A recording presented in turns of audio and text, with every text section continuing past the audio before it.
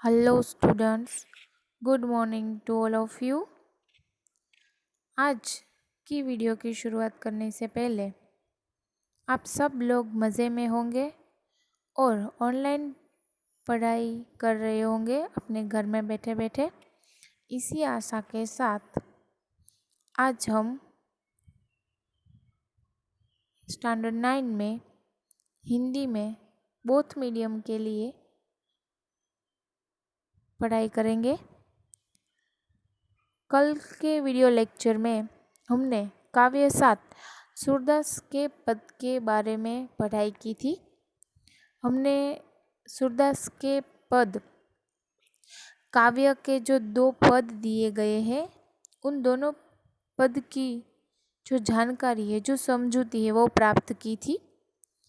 आज मैं आप सबको इस पाठ से रिलेटेड थोड़े शब्दार्थ है वो नोट डाउन कराने वाली हूँ और जो स्वाध्याय के प्रश्न उत्तर है वो आपको लिखवाने वाली हूँ। तो आशा करती हूँ और एक सूचन भी करती हूँ कि आज आप सब लोग मेरे साथ साथ नोट डाउन करेंगे अपनी फेयर बुक में। ये काव्य 7 है, उसके जो प्रश्न के उत्तर है।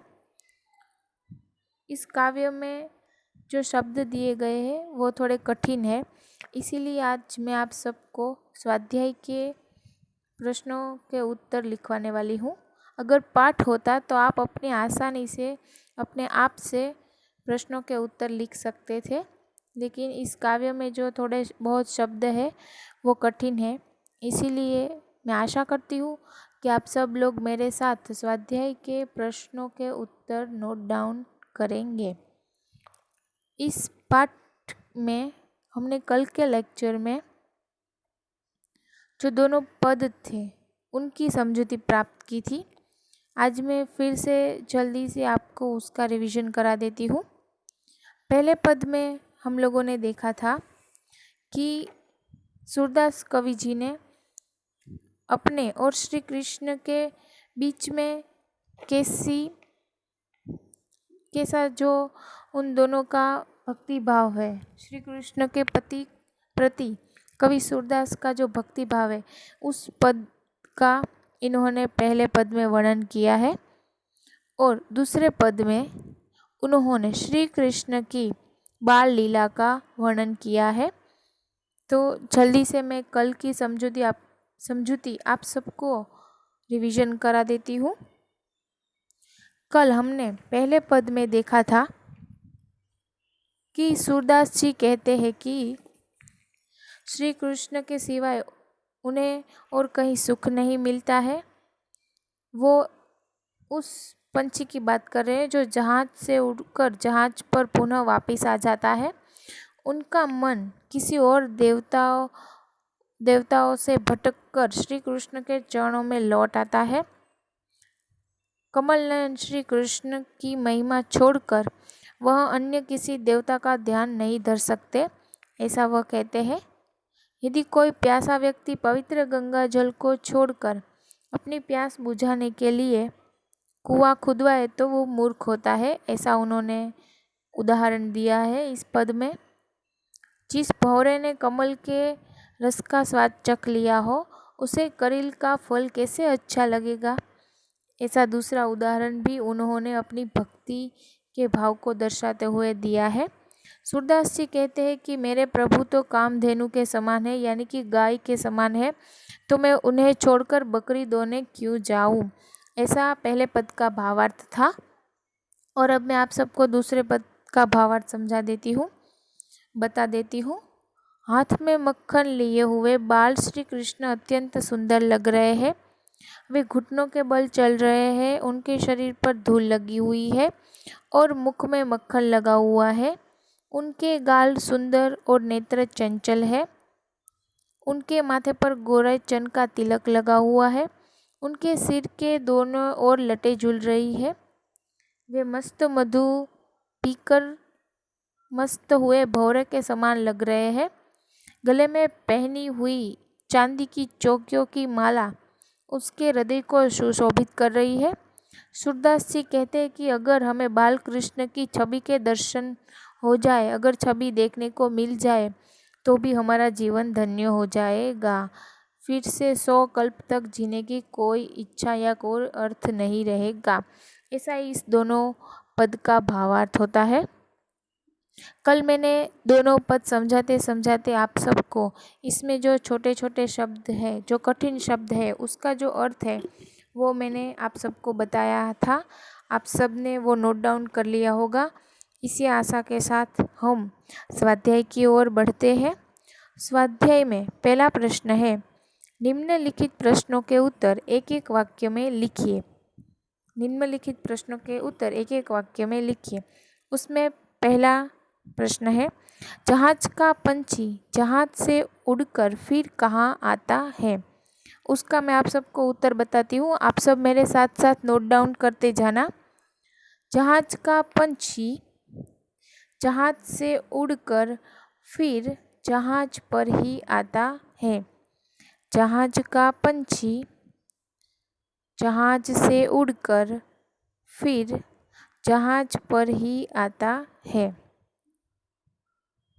दूसरा प्रश्न है, सूरदास के मधुकर को करील फल क्यों नहीं भाता। सूरदास के मधुकर को करील फल क्यों नहीं भाता।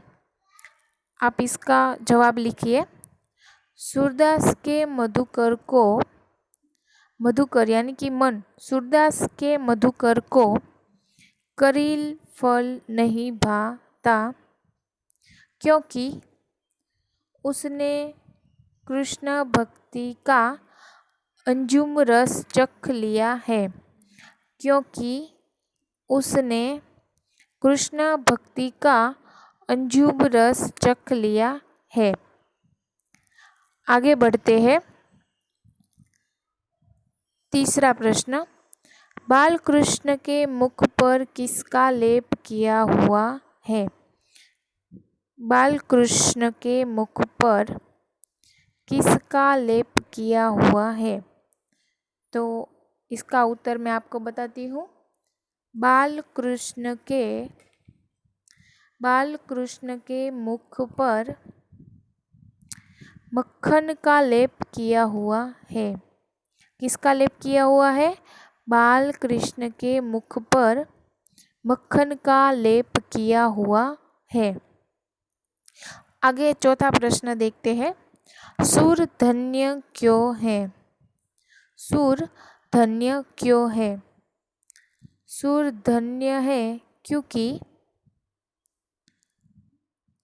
सूर धन्य हुए क्योंकि उन्हें श्री कृष्ण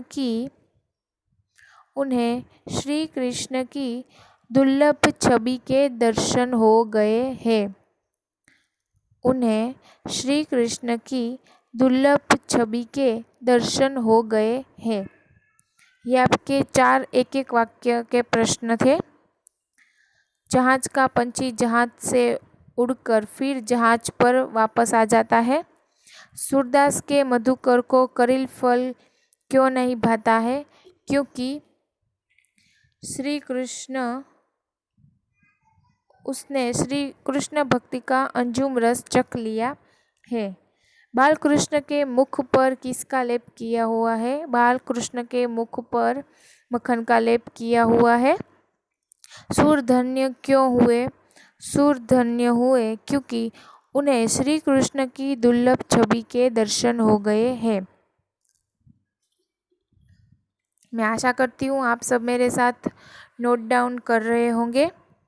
उससे आगे देखते हैं। दूसरा प्रश्न है, निम्नलिखित प्रश्नों के उत्तर विस्तार में लिखिए। यानी कि 5-6 वाक्यों में निम्नलिखित प्रश्नों के उत्तर लिखिए। उसमें पहला प्रश्न है, सूर ने किन उदाहरणों द्वारा अपनी अनन्य भक्ति भावना प्रकट की है। सूर ने यानी कि सूरदास कवि ने किन किन उदाहरण द्वारा अपनी अनन्य भक्ति भावना प्रकट की है। इसका उत्तर आपको पहले ही पद में, जो मैंने पहले ही पद का भावार्थ दिया है, उसमें ही मिल जाएगा। आप सब मेरे साथ नोट डाउन करते जाइए। इसका उत्तर मैं आपको बताती हूँ। सूरदास जी कहते हैं कि मैं श्री कृष्ण रूपी जहाज का पंछी हूँ। मैं उन्हें छोड़कर और कहीं नहीं जा सकता। मैं उन्हें छोड़कर और कहीं नहीं जा सकता। श्री कृष्ण की महिमा भूलकर मैं और किसी देवता का ध्यान नहीं कर सकता। श्री कृष्ण की महिमा भूलकर मैं और किसी देवता का ध्यान नहीं कर सकता। श्री कृष्ण जैसी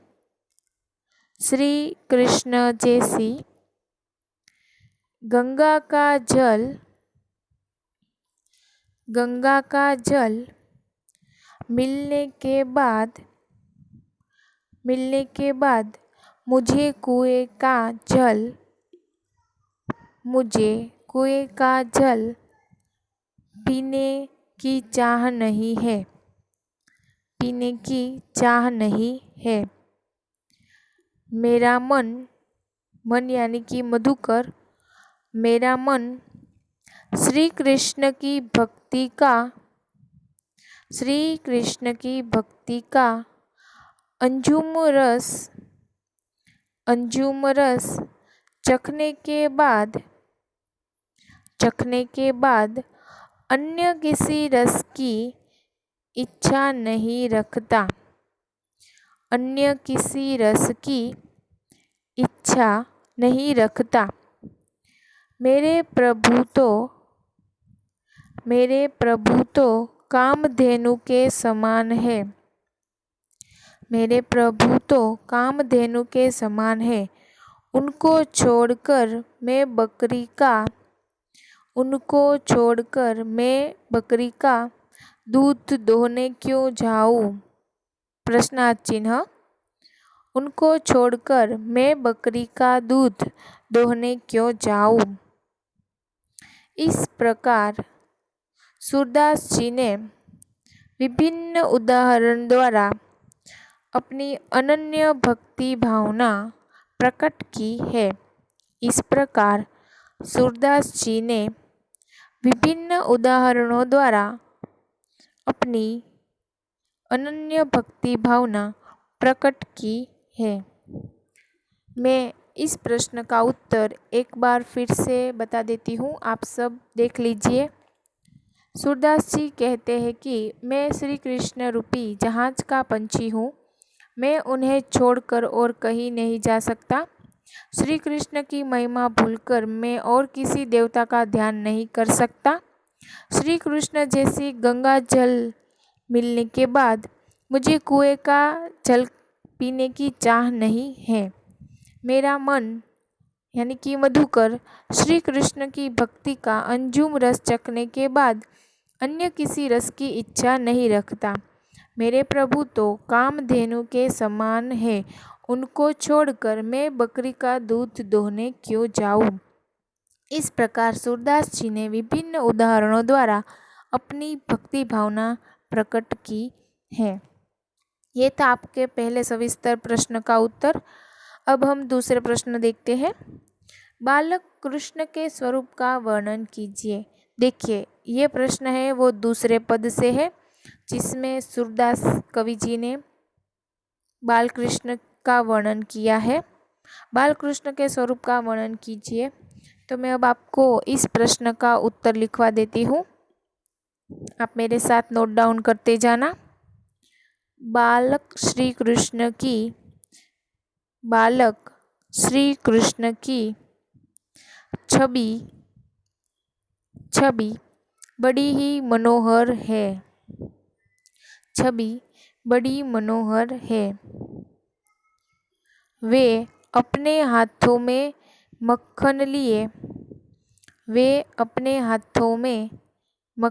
लिए घुटनों के बल चल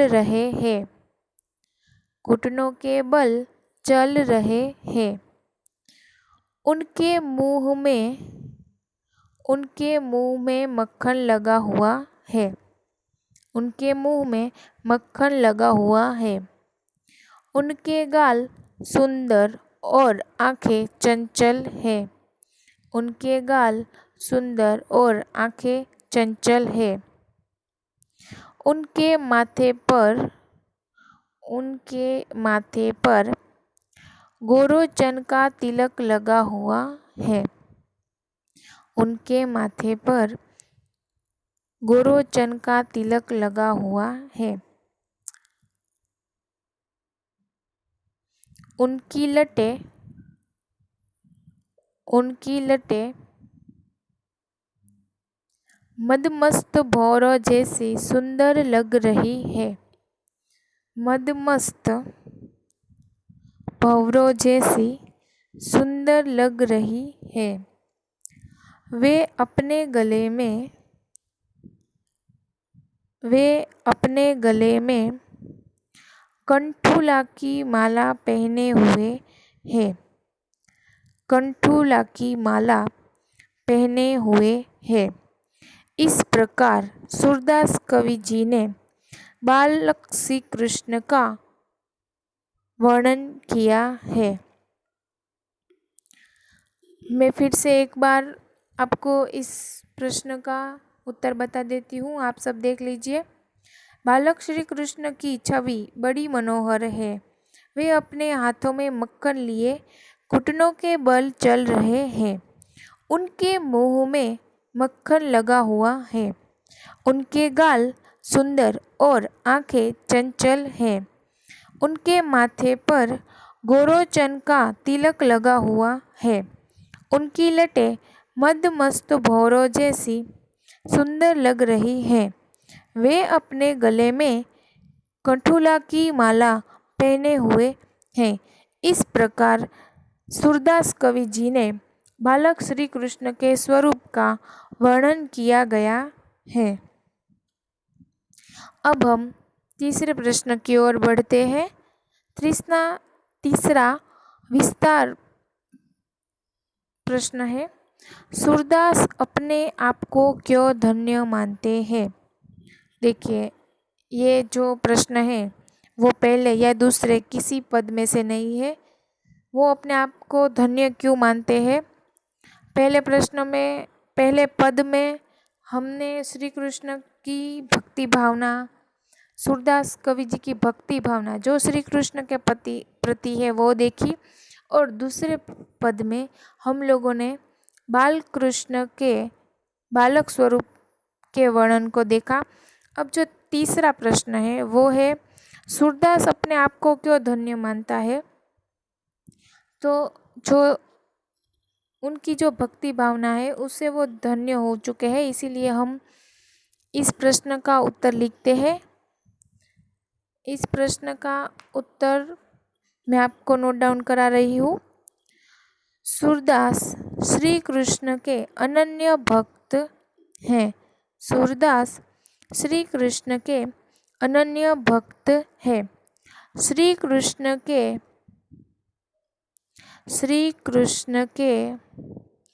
अन्यत्र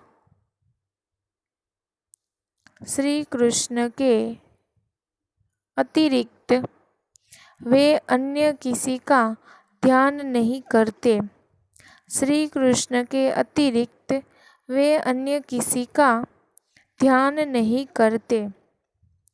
श्री कृष्ण की मनमोहक छवि सदा उनकी आँखों में बसती है।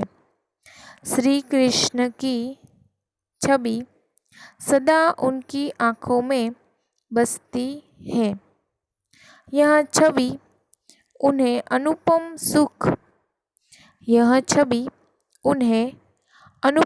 सुख प्रदान करती है। यह छवि उन्हें अनुपम सुख प्रदान करती है। वे श्री कृष्ण की इस छवि को दुर्लभ मानते हैं। वे श्री कृष्ण की इस छवि को दुर्लभ मानते हैं। उन्हें अपने प्रभु की इस अनोखी मूर्ति के दर्शन हुए हैं। उन्हें अपने प्रभु की इस अनोखी मूर्ति के दर्शन हुए हैं। इसीलिए वे अपने आप को इसीलिए वे अपने आप को धन्य मानते हैं। देखिए, तीसरे प्रश्न का भी उत्तर मैंने आप सबको लिखवा दिया है। मैं फिर से आशा करती हूँ और सोचती हूँ कि आप सब लोग मेरे साथ नोट डाउन कर रहे होंगे। ये जो काव्य है उसके जो प्रश्न है वो बहुत कठिन है, इसीलिए मैंने आप सबको आज स्वाध्याय के प्रश्नों का नोट डाउन करवाया है। आगे हम तीसरा प्रश्न देखते हैं। तत्सम रूप दीजिए। तत्सम रूप दीजिए यानी कि जो शब्द दिए गए हैं उनसे जो अतिरिक्त है, जो एक समान है, ऐसे प्रश्नों का, ऐसे शब्दों का तत्सम रूप दीजिए।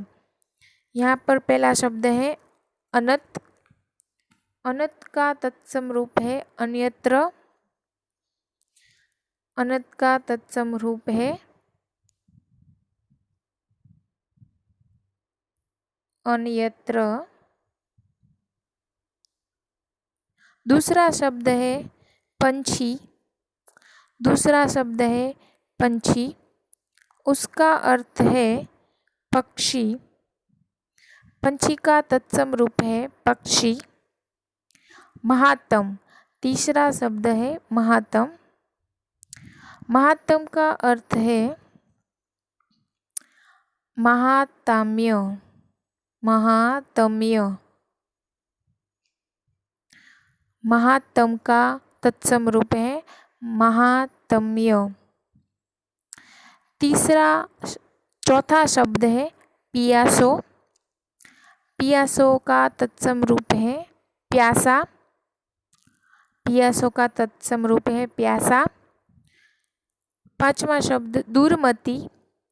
दूरमती का तत्सम रूप है दूरमती। देखिए, ऐसे इसको लिखा जाता है दूरमती। इसका तत्सम रूप है दूरमती। छठा शब्द है लट। लट यानी कि केशगुच्छ। केशगुच्छ। लट यानी कि केशगुच्छ।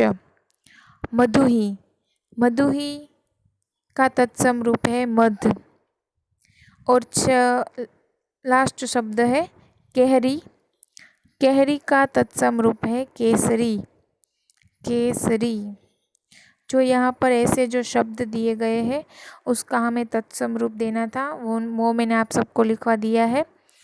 चौथा और लास्ट प्रश्न है समानार्थी शब्द लिखे। समानार्थी शब्द लिखे। समानार्थी शब्द लिखते जाइए आप सब मेरे साथ। पक्षी का समानार्थी शब्द है खग। पक्षी का समानार्थी शब्द है खग। खग के बाद अंबुज।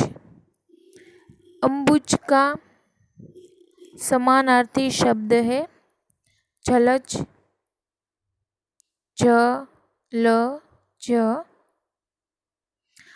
अंबुज का समानार्थी शब्द है जलज। तीसरा शब्द है कूप। कूप यानी कि कुआं।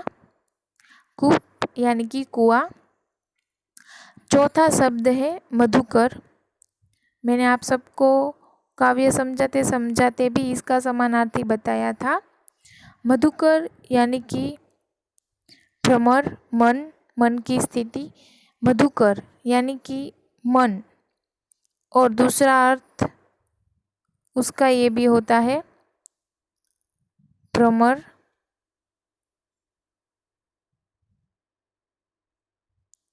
भ्रमर। मधुकर का अर्थ होता है भ्रमर। धेनु। धेनु यानी कि कामधेनु। इस काव्य में कामधेनु दिया गया है, लेकिन यहाँ पर धेनु दिया गया है शब्द, तो उसका अर्थ भी गाय होता है। धेनु का समानार्थी गाय। फिर छेरी, छेरी यानी कि बकरी, छेरी यानी कि बकरी, छेरी का समानार्थी है बकरी। नवनीत, नवनीत यानी कि मक्खन, नवनीत यानी कि मक्खन। फिर लोचन, उसके बाद का शब्द है लोचन, उसका मतलब होता है नयन, उसका मतलब होता है नयन। कंठ, कंठ यानी कि गला, उसके बाद है कंठ यानी कि गला। और जो लास्ट समानार्थी शब्द है वो है नख, नख यानी कि नाखून, नख यानी कि नाखून। तो ये चौथा प्रश्न था आपके स्वाध्याय का, समानार्थी शब्द, वो भी मैंने आप सबको लिखवा दिया है। आज के इस वीडियो लेक्चर के अंत में मैं आशा करती हूँ कि आप सब ने मेरे साथ साथ ये जो स्वाध्याय है उसका नोट डाउन किया होगा। ये जो स्वाध्याय है वो मैंने आज आपको इसलिए लिखवाया है क्योंकि इसमें जो कि शब्द है वो आपके समझ में नहीं आ रहे होंगे, कई ऐसे कठिन शब्द है, इसकी वजह से आप सब लोग उत्तर ठीक से ना लिख पाए, इसीलिए आज मैंने आपको स्वाध्याय के बारे में लिखवाया है। तो मैं आशा करती हूँ कि आप सबको स्वाध्याय समझ में आ गया होगा और आप सब मेरे साथ नोट डाउन कर रहे होंगे। यही आज आपका होमवर्क था, आप मेरे साथ साथ नोट डाउन करते गए हैं, इसीलिए आपको स्वाध्याय जो है वो होमवर्क में हो गया होगा। ठीक है, thank you all of you.